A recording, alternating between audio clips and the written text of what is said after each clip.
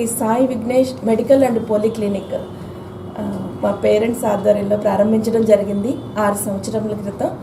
6 సంవత్సరాల నుంచి మేము మెడికల్ ల్యాబ్ డాక్టర్ ఛాంబర్స్తో రన్ చేస్తూ సేవా దృక్పథంతో మెడిసిన్స్ సప్లై చేయడము, ఫ్రీ క్యాంప్స్ కండక్ట్ చేయడము, కార్పొరేట్ హాస్పిటల్స్తోనూ ఇండివిజువల్గా కూడా ఈ కార్యక్రమం గత 6 సంవత్సరాల నుంచి మేము చేస్తున్నామండి.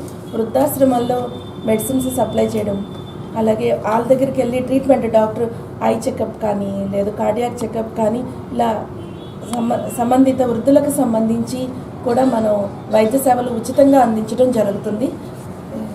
ఇది గుర్తించి అమెరికన్ యూనివర్సిటీ వాళ్ళు డాక్టరేట్ నాకు అవార్డు ఇచ్చారు. చాలా ఆనందంగా ఉంది. పాండిచేరిలో ఈ అవార్డు నేను తీసుకోవడం జరిగిందండి. Thank you. నా పేరు రాము అండి.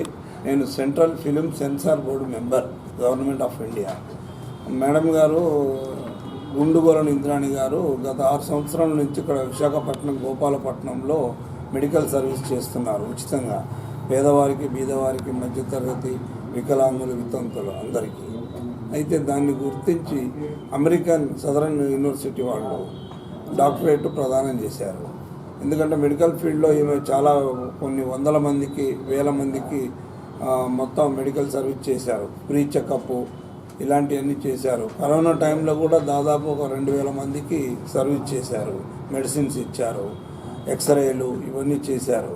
ఈ యొక్క మెడికల్ క్యాంపులు చాలా నిర్వహించారు.